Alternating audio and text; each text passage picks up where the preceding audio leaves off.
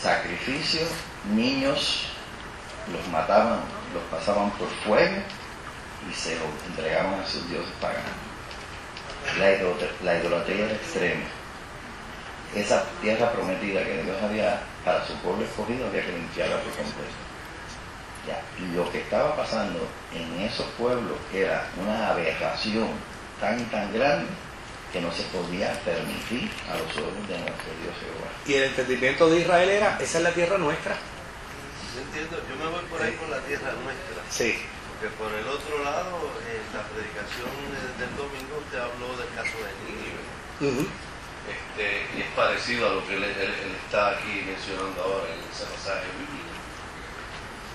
Si Dios es misericordioso con Nínive y no quería que Jonás quería que Jonás fuera a predicar y decirle que iba a haber juicio de Dios, sabiendo Dios que él no iba a hacer ningún juicio, tampoco lo habría de hacer en este caso. Por eso. Pero no podemos perder de perspectiva que mi planteamiento en el sentido de que ese era el entendimiento que Israel podía tener para defender lo que ellos iban a invadir.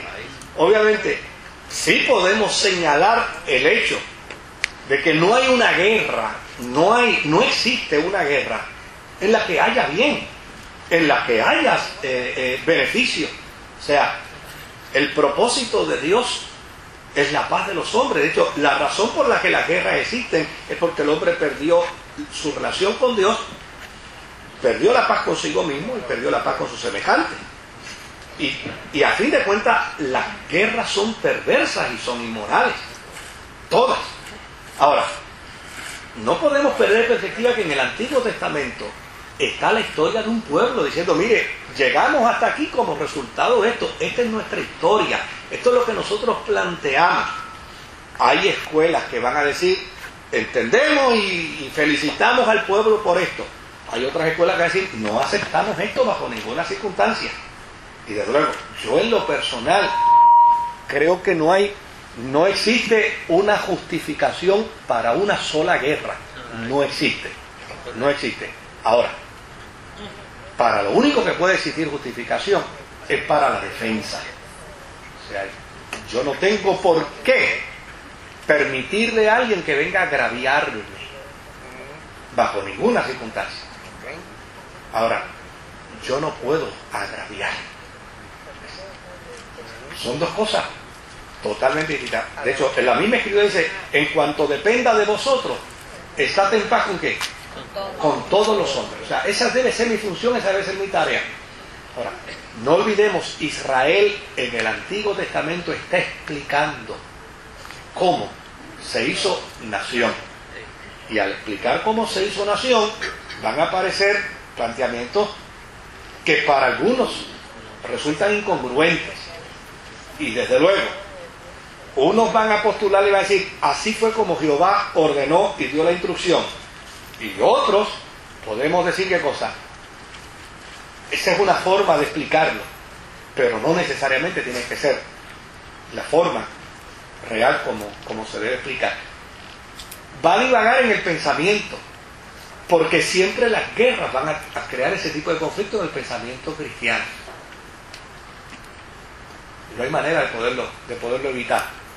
Luego, sí, 1, 2, 3 y 4. Vamos a ver si en 5 minutos contestamos. Caballero, lo que yo digo plantear que todos estos pueblos que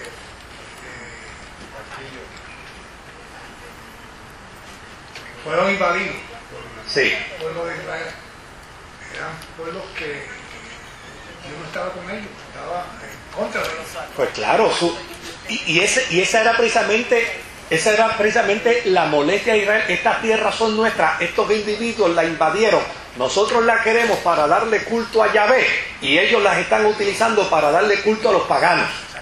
Pues justificamos, nos vamos a meter, los vamos a sacar, porque esta tierra Dios nos las dio a nosotros antes que a ellos. Esa fue la justificación. Y partiendo de esa premisa, Israel justificaba la guerra.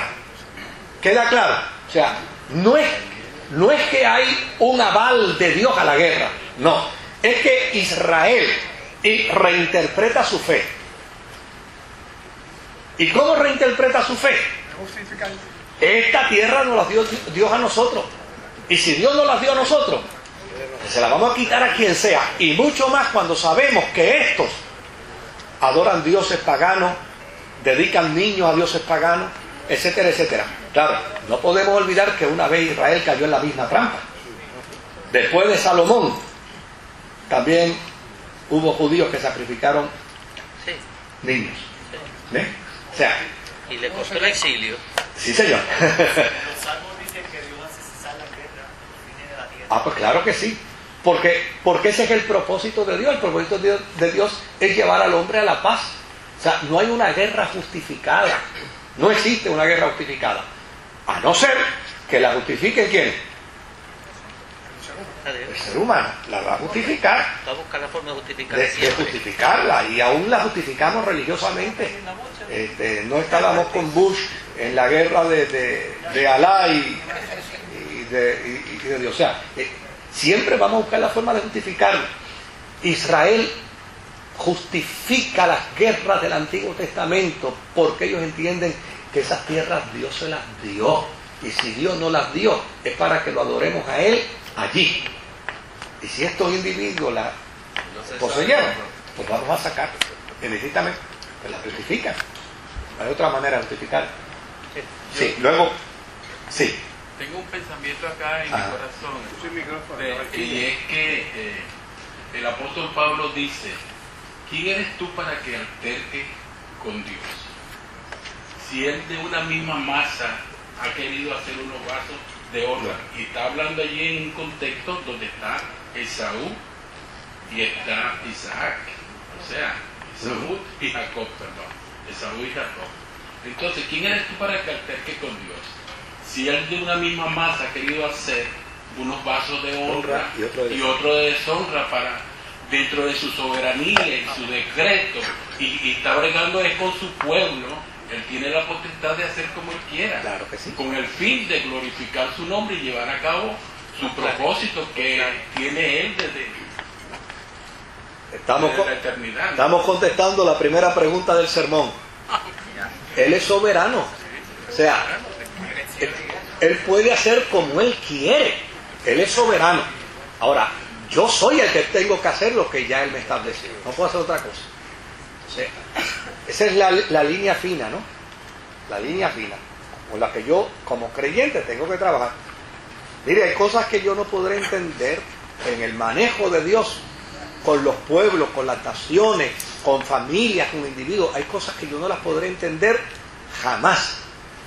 Ahora, ¿qué tengo que hacer ante eso? Aceptar que él es soberano y que él lo dice. Aceptar su soberanía. O sea, cuando yo, hay alguna expresión, cuando yo no puedo explicar algo, yo no soy Walenda. Yo no me monto en la cuerda floja. Si no lo puedo explicar, debo ser honesto y decir, yo no le tengo explicación a eso. Hágase su voluntad en lo que haga como él Eso es Dios. Él se encarga. Pastor, Mira, pero tú invertiste el orden, ¿sabes? Mi pensamiento es del mismo caballero. Pero Dios tiene unos planes y sí, unos propósitos en su soberanía. Hay momentos que usó su ejército celestial como Sodoma como Gomorra, que fueron aniquilados por su ejército celestial, y hay momentos que usaba su ejército terrenal, que es por Israel. Pero el plan de Dios siempre se va a llevar a cabo. claro, mire, hubo uno de estos pueblos antiguos, no sé si eran Amalek, ¿no? Los amalecitas. Yo sé que fue descubierto uno de esos pueblos, y el que descubrió ese pueblo, cuando descubrió el templo y demás, exclamó, no recuerdo el dato, lo leí hace muchos años, dijo: Dios mío, ¿por qué no los destruiste antes? Porque encontraron un gesto de... Porque encontraron tanta cosa horrorosa y perversa que a él lo impactó y dijo: esta gente Dios los debió haber destruido antes. Ahora, lo que pasa es que esa postura no es la que podemos asumir nosotros. Yo recuerdo una vez, estando yo predicando en Miami, en broma, me pidieron que diera el seminario sobre la tridimensionalidad del perdón. Y bromeando dije: yo espero que cuando yo termine aquí, ustedes perdonen a Fidel.